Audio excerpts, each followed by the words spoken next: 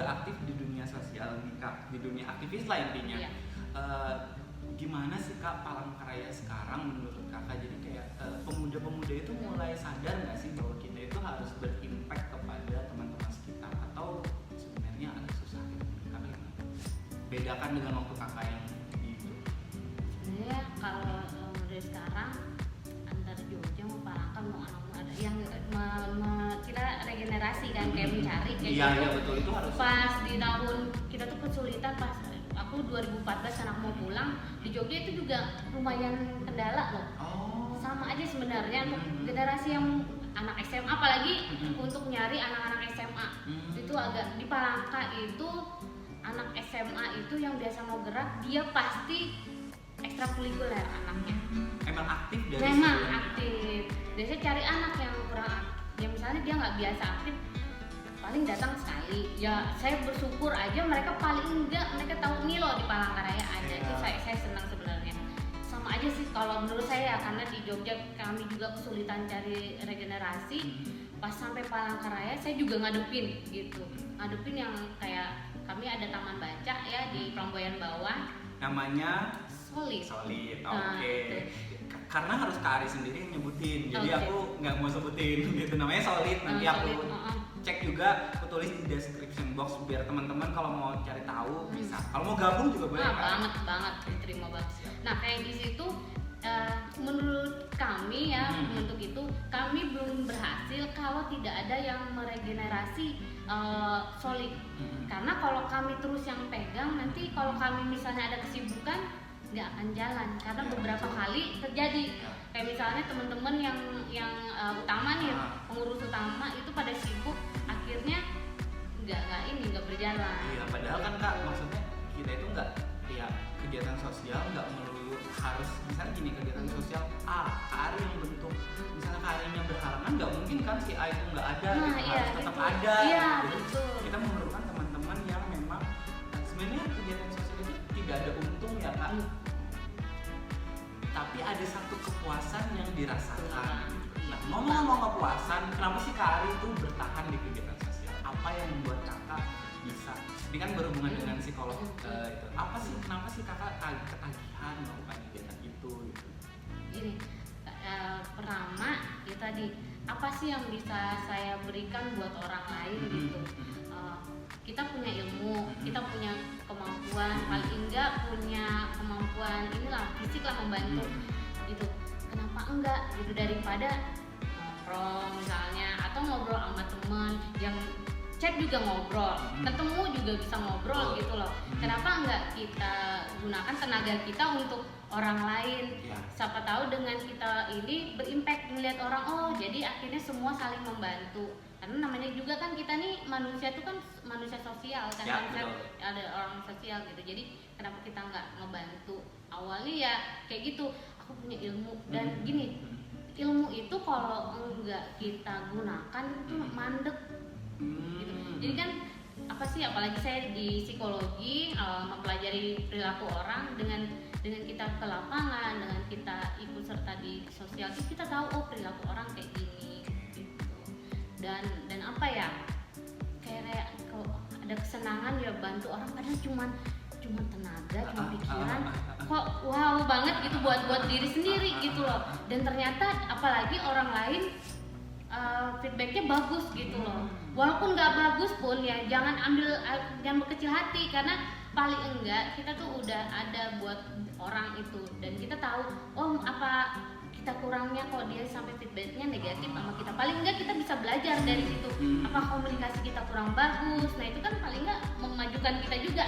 Saat gitu. kita ketemu di sosial kita juga belajar banyak hal tentang itu ya Kak. Iya, jangan gini, kalau namanya di sosial jangan ada ekspektasi apapun.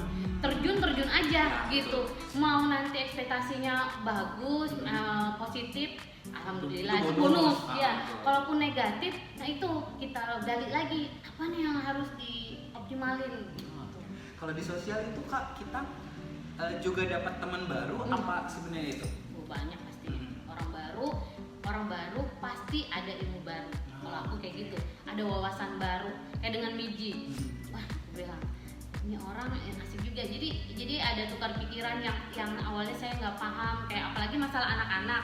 Walaupun saya psikolog tapi kan saya banyak megang nih, jadi oh kalau anak ini kayak gini, oh terus ternyata di Palangkaraya orang anak-anaknya lebih cenderung apa, kan saya juga butuh informasi gitu. Nah sebenarnya berarti ya Kak, kegiatan sosial itu penting banget untuk mahasiswa-mahasiswa yang mereka gini, kalau menurut pandangan Niji ya Kak, kita mencari link dan teman-teman itu bukan setelah kuliah, benar nggak Kak? Kita itu mencari linknya pada saat kita mahasiswa atau pada saat kita kuliah, karena saat kita lulus itu kita udah tinggal.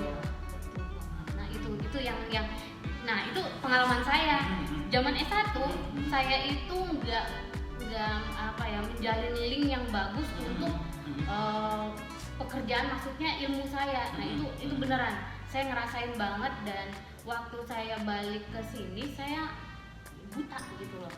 Jadi ilmu saya apa sih sebenarnya di lapangan, apa sih, terus mau dikenalin kemana sih gitu. Ya beneran. Jadi saat kuliah itu ya Allah, itu bener-bener kita bisa pakai, misalnya kita apa sih, mahasiswa kampus yang aktif gitu, bisa organisasi lah gitu, itu bisa kan dipakai dengan nama itu. Nah nanti kan kalau orang kenalnya kan juga ketemunya dengan kita, otomatis linknya, oh kemarin saya ikut kegiatan di sini, itu pasti banget. Nah itu berarti sebenarnya ini tuh enggak, nah gini Kak, banyak orang yang tidak mau melakukan aktivitas itu atau melakukan kegiatan sosial karena tipikalnya pendiam, introvert gitu, kayak aku takut. Nah gimana sih Kak mengatasi hal itu? Apa sebenarnya kegiatan sosial itu khusus orang-orang yang hahaha kayak kita gitu Kak? Enggak, sebenarnya ya gini, introvert itu bukan selalu yang dia hanya mementingkan diri sendiri. Enggak, malah orang introvert itu dia peka terhadap orang lain. Malah ini saking dia tuh suka menyendiri, jadi dia bisa memikirkan hal-hal juga yang nggak semulung dia gitu loh. Yang kadang orang kan mikirnya introvert ini dia servis banget gitu. Enggak gitu. Orang introvert itu salah satu cirinya dia juga bisa berguna buat orang lain dengan caranya gitu. Mungkin kayak gini, kayak saya punya temen, dia memang kaku banget saat di luar, tapi dia bisa membantu, misalnya programmer, dia bikinkan web kita gitu. Jadi memang gak harus apa ya, extrovert lah yang harus berarti ini ya Kak, temen-temen apapun sifat dia atau karakternya, dia bisa bermanfaat sesuai porsi kemampuan dia gitu. Jadi setuju nggak sih, jangan kadang tuh suka gini Kak, banyak teman-temannya, aku takut sih memulai, takut ketemu orang, takut ini, takut itu gitu. Padahal berarti dia bisa berguna dengan porsi masing-masing ya Kak. Pasti beneran, pasti. Jadi kadang tuh teman-teman khususnya anak muda tuh kadang jangan merasa bahwa aku nggak bisa apa-apa atau aku nih sering di rumah aja gitu. Berarti harus keluar dari zona nyaman. Iya, betul banget. Emang saya juga awalnya ya, karena tadi saya bilang jangan punya ekspektasi kalau mau sosial. Saya awalnya juga ekspektasi, aduh saya diterima nggak sih, aduh aku jelek nggak sih cara ngomongku. Nah itu memang itu yang bikin. Tapi kalau kita udah maju aja. Saya belajar sih, awal-awal juga saya takut ketemu orang. Ternyata bagus penerimaannya, udah ngikut aja gitu. Apalagi orang-orang itu ya Kak, kadang itu beda bahasa, beda apa, nah dari situ juga banyak. Gini Kak, ketemu orang itu mengurangi stres nggak sih atau menambah? Nah gimana tuh kalau menambah dulu deh. Bisa nambah stres. Kalau ketemu orang yang gimana tuh? Kalau stres itu sebenarnya itu tadi, ekspektasi kita terhadap lingkungan. Jadi misalnya ketemu orang nih rese, ya kalau kita bisa, kalau kita misalnya gini, rese banget, nah itu nambah stres tuh. Kalau terlalu kita mikirin. Tapi kalau kita, tipenya dia kayak gini, cukup tahu lah orangnya begini. Jadi kalau nanti misalnya ada masalah begini, kayaknya dengan dia bakalan ada gontokan nih. Jadi mungkin kita mungkin meminimalis lah apa, misalnya dia orangnya nggak bisa didebat gitu. Ini orang nggak usah dia didebat, mungkin dimintain tolong. Tapi setiap orang pasti ada segi baiknya kok. Mungkin dia mau bantu kalau misalnya langsung ke lapangan terjun, ini tipe orangnya gini. Nah itu Jadi tergantung persepsi kita. Nah itu tadi itu persepsi masing-masing. Kalau persepsinya ini sudah negatif, misalnya orangnya gegasan gitu, ini orangnya gini asik, itu akan nambah stres pasti kan kita kepikiran nggak nyaman negatif, kita membawa negatif ke diri kita. Tapi kalau kita udah niatnya kalau kita bersosialisasi itu tidak ada niat ekspektasi terlalu tinggi, yang penting niat kita baik kayak gitu, pengen ini ya jamin deh banyak nambah baiknya, maksudnya nambah positifnya kayak refreshingnya kita ketemu orang, nambah bahagia lah. Nah, kita balik lagi ke depan tadi Kak. Jadi kan Kakak juga buka biro psikologi gitu. Ini kita ini lagi masa dimana memang semuanya itu agak berubah gitu, agak dari kebiasaan kita. Bagaimana sih Kak kita tetap menjaga supaya kita ini tetap dalam kondisi tenang, dalam kondisi intinya masalah kesehatan mental yang sebenarnya sering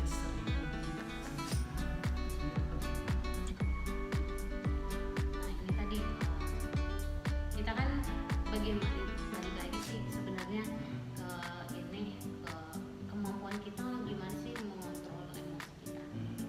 Nah, kan kita tahu keadaan kayak gini emang mau nggak mau ya kita di rumah, mau nggak mau itu kita dipaksa untuk itu.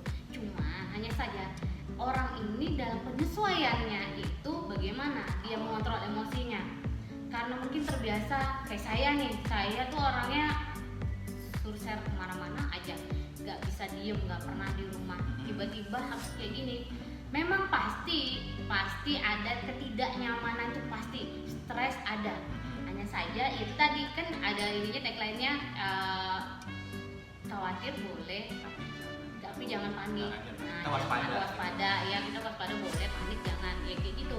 Jadi itu stres yang kalau udah panik itu namanya stres yang berlebih, yang terlalu berlebih, yang dia susah lah ngontrol gimana emosinya, gimana harusnya mereda keinginannya gitu. Di biro psikologi Kakak sendiri yang paling menjadi itu klien ya yang jadi klien itu usia berapa sih Kak? Apakah muda, dewasa? Memang gimana tuh? Di Palangkaraya ya. Saya itu banyak mendapatkan di usia SMA sampai dengan di bawah 30, dan itu datang ke saya kebanyakan udah pada hampir collab. Padahal itu Iya, itu yang saya makanya saya kaget, makanya saya sering bertanya nih, sebenarnya anak-anak muda di Palangkaraya gimana sih kok sampai segitunya, kebanyakan malah sudah collab loh. Collab itu ya sudah kalau apa ya, depresi udah depresi yang berat lah gitu. Saya beberapa, dan itu bukan generalisirkan laki-laki ya.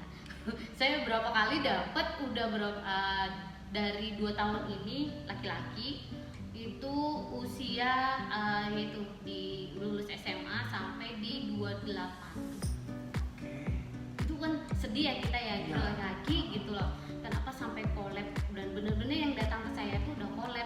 Itu collab tuh gimana sih Kak? Mungkin ada teman-teman yang bahasa collab kita nggak sepaham gitu Kak. Collab ciri, boleh kan disebutin? Boleh. Biar jadi teman-teman tuh tahu, oh ini tuh seperti ini kalau kita melakukan ini, terus gitu efeknya gitu.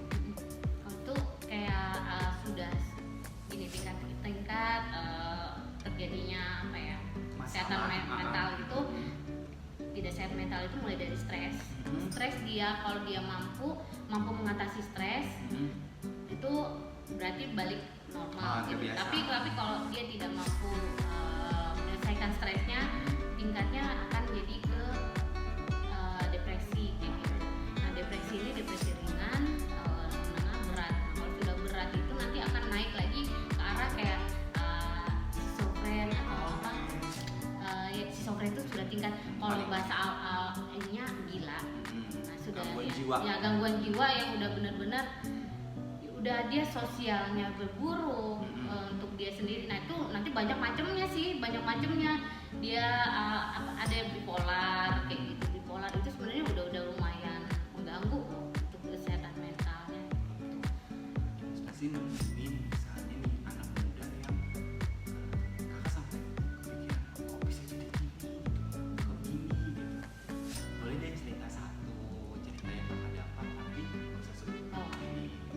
Jadi biar bisa sama-sama tahu bahwa ini tuh bukan cuma teori gitu, tapi sebenarnya tuh ada di lapangan dan di sekitar kita gitu masalahnya.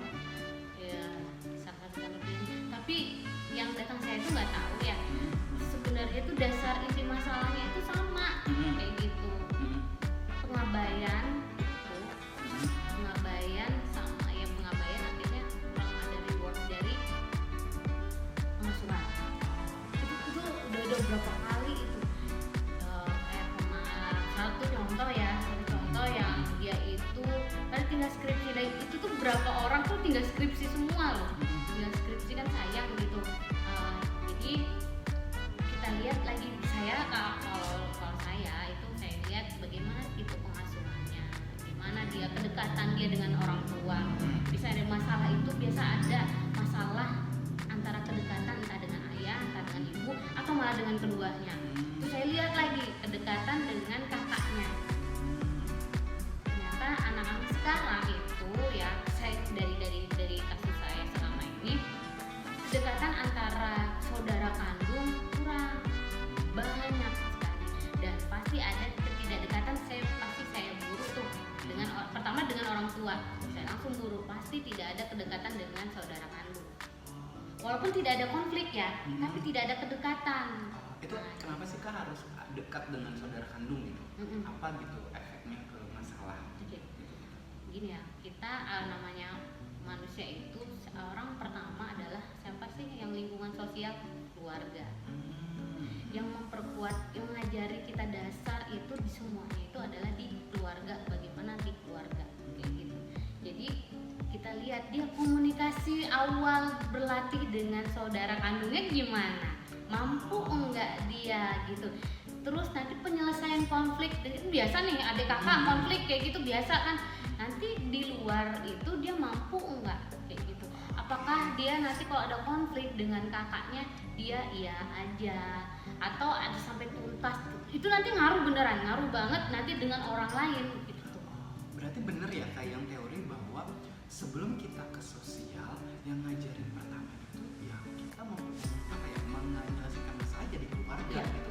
Jadi kita mungkin punya masalah dengan adik, kakak, mungkin salah paham ke orang tua, dan di situ yang mengajarkan Dia diajarin enggak sih? Kadang gini, selama ini saya ini tidak ada tuntasnya dalam menyelesaikan masalah. Penting loh. Kayak misalnya pasti saya pasti tanya hal kecil.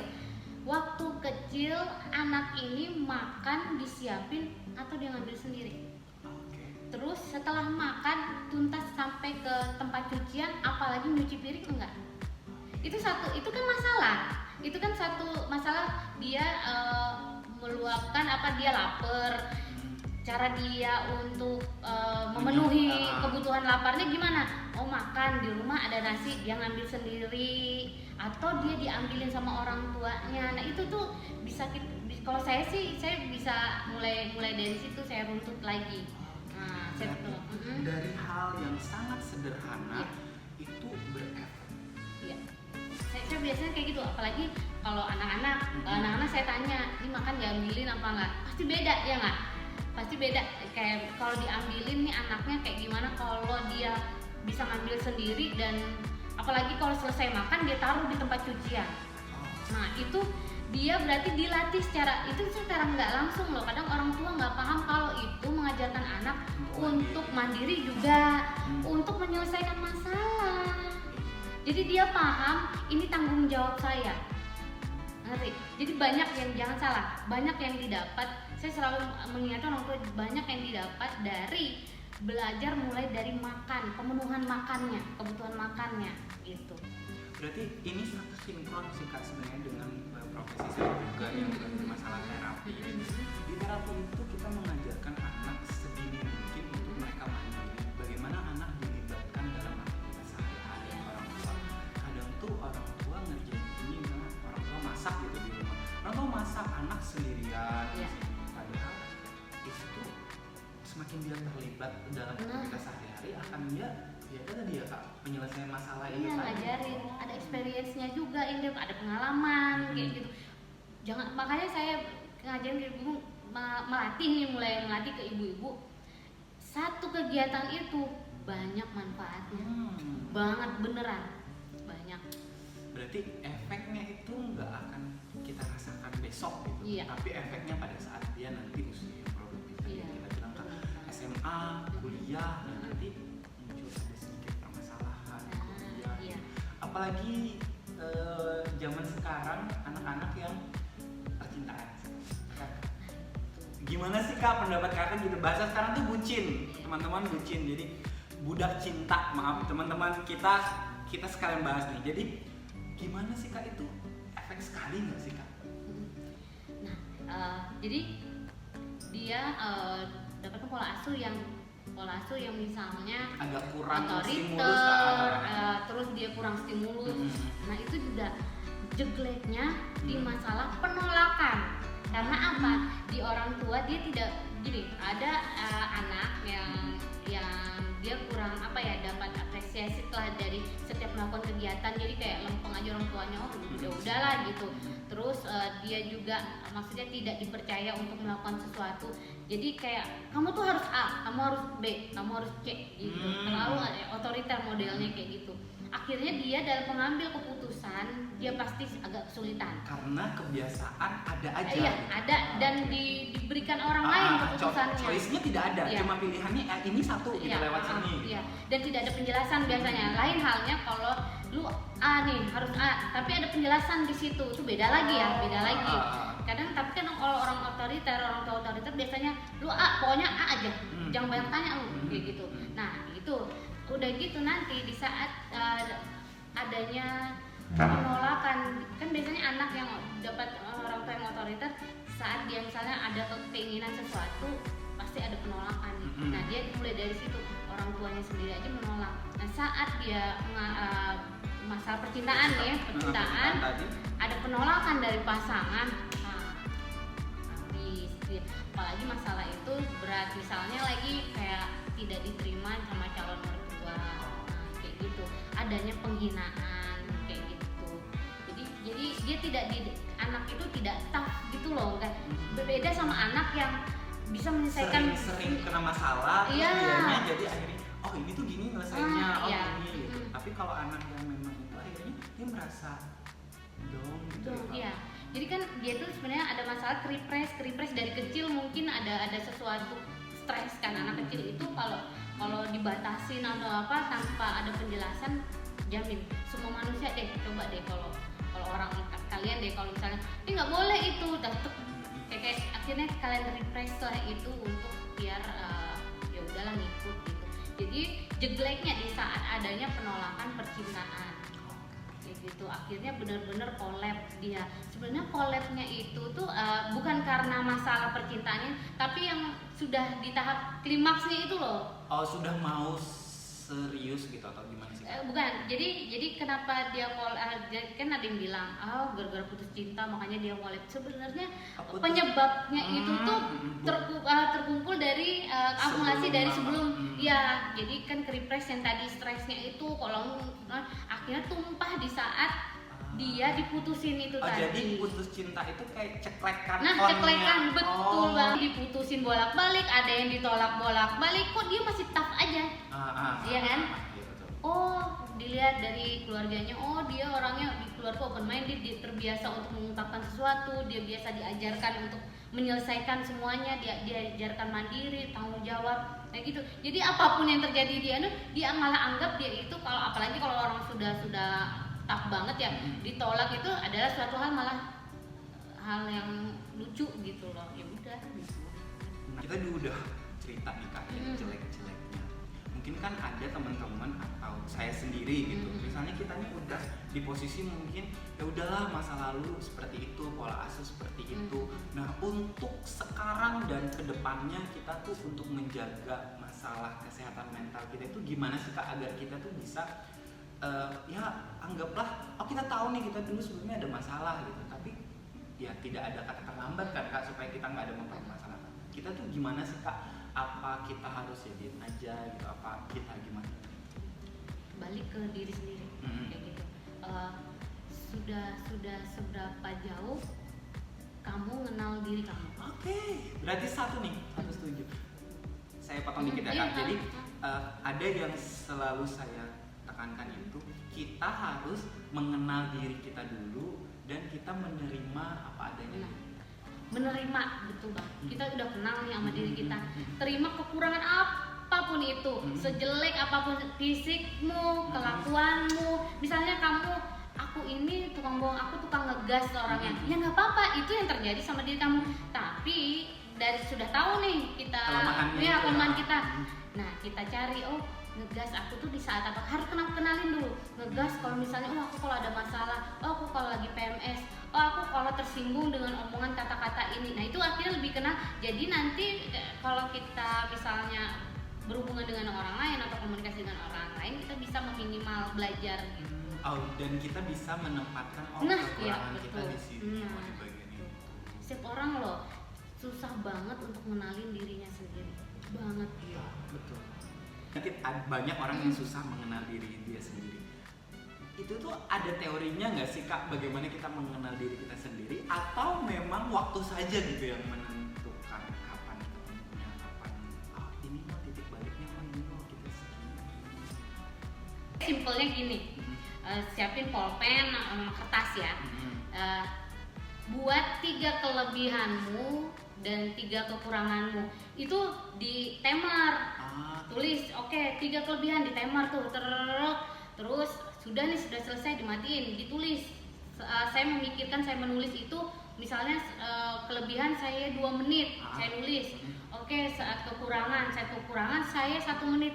Wah, berarti saya ini banyak kejelekannya saya yang saya lihat, tapi kebaikannya saya, maksudnya yang hal baik saya lupakan. Nah itu 1, berarti kamu sudah mulai melihat bahwa kamu lebih melihat ke sisi negatif diri kamu sendiri daripada nilai positif dari diri kamu. Nah itu paling nggak 1 dapat gitu.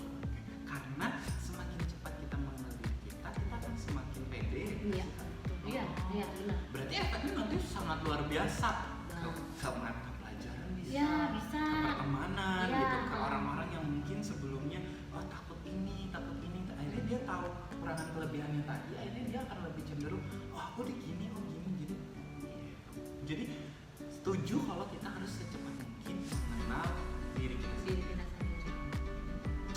Ini kita udah panjang lebar tadi Kak bahas tentang bagaimana kesehatan mental, bagaimana kegiatan sosial di sini, bagaimana pemuda-pemuda sini gitu. Jadi sekarang pertanyaan sebelum terakhir nanti ada satu lagi. Apa sih harapan Kakak ke teman-teman pemuda-pemudi atau seumuran kita Kakak?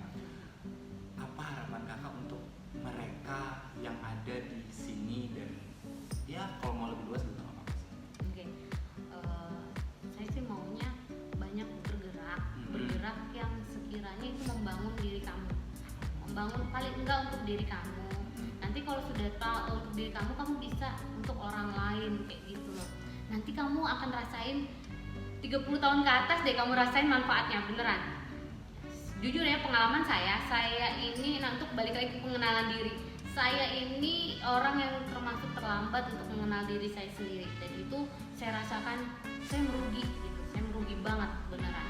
Di saat jujur seumur 33 itu saya benar-benar, saya sudah umur 30 mulai mengenal diri saya. Di saat 33, bayangin 3 tahun proses saya mau menerima diri saya gitu loh. Jadi setiap orang itu punya proses waktu panjang, kayak kalau saya terlalu lama panjang. Jadi walaupun saya psikolog gitu loh, tapi saya berani ngakuin itu karena itu buat pelajaran lah buat teman-teman semua.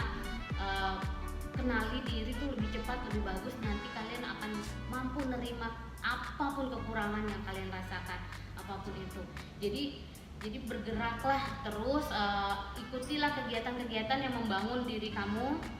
Ini pertanyaan terakhir Kak. Okay. Pertanyaan terakhir, apa sih harapan Kakak kepada diri Kakak sendiri di 5 tahun ke depan? Jadi supaya teman-teman yang nonton ini bisa saling mendoakan, terus mungkin ada yang terinspirasi. Jadi buat apa sih Kakak pengen apa boleh? Oke. Pasti aku tuh pengennya layanan psikologi ini banyak manfaat buat orang lain, kayak gitu. Banyak saya pengennya lagi menjadi apa ya, kayak memberikan informasi ke banyak lingkup lagi gitu loh, lebih luas lagi. Jadi kenapa saya tidak buka biro, karena saya memang niatnya adalah yang lillahi ta'ala sebagian kayak gitu, memang jadi pengennya saya ngasih informasi ke banyak orang, dan saya pengen di Palangkaraya itu ibu-ibu itu sudah paham tentang psikis anak. Itu cita-cita banget gitu loh, beneran. Saya pengennya biar orang tua itu bisa sama-sama belajar, karena ini nanti penting buat anak-anaknya gitu. Jadi buat anak-anak, jadi sama-sama memahamin, orang tua memahami anak, anak memahamin orang tua. Masalah itu aja sih sebenarnya, saya harapan besar itu masalah antara orang tua dan anak, karena itulah awal dari semua masalah yang biasanya ya jadi saya pengennya itu aja sih. Nah ini sih Kak, yang nonton mungkin gak cuma di Palangkaraya, ada lain-lain. Nanti aku masukin email Kak Ari. Kak Ari terima gak sih kayak misalnya cerita dari mana gitu? Boleh. Oke, nah jadi nanti teman-teman atau orang tua yang memang perlu cerita atau apa, boleh ke email Kak Ari, nanti aku catetin emailnya, bisa kita email, nanti cek di description box supaya itu tadi tercapai cita-cita untuk Kak Ari bisa memberikan makin luas lagi, menyebarkan hal positif gitu. Jadi supaya juga kita tidak lagi menemukan mungkin ada kekerasan pada anak. Jadi kadang kan ada yang terlalu putus. Jadi kita jangan sampai ada ya, ini kita membantu mengurangi. Jadi nanti kalau ada yang mau cerita boleh nanti, atau titip ke emailku juga boleh nanti gitu kan. Tapi semua akan dicatat di bawah. Oke, itu aja Kak Ari, isunya harapannya. Ya itu harapannya yang ayo gerak maju, jangan banyakkan terlalu ekspektasi dulu dengan orang tua, lanjut aja kalau niatnya baik pasti hasilnya benar. Siap. Nah, udah sampai di penghujung ngobrol, semoga ini bermanfaat untuk teman-teman. Tadi ada yang mau disampaikan lagi? Jadi nanti boleh kalau mau lanjut ke Kak Ari boleh, nanti aku Instagram Kak Ari di bawah juga aku itu kan, jadi boleh teman-teman mau berlanjut.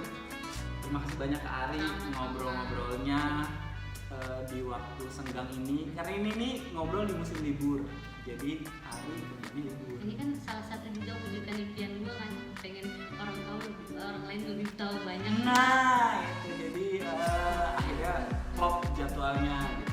Terima kasih banyak Kak Ari, sehat-sehat terus, semangat untuk berkarya, tetap saling support. Saya tutup ngobrol hari ini yang sangat seru dan bermanfaat.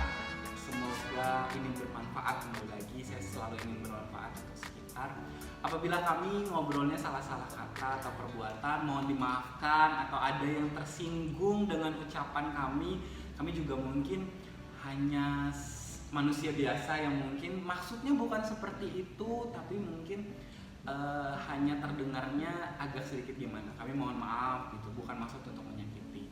Saya tutup ngobrol hari ini. Wassalamualaikum warahmatullahi wabarakatuh. Dadah.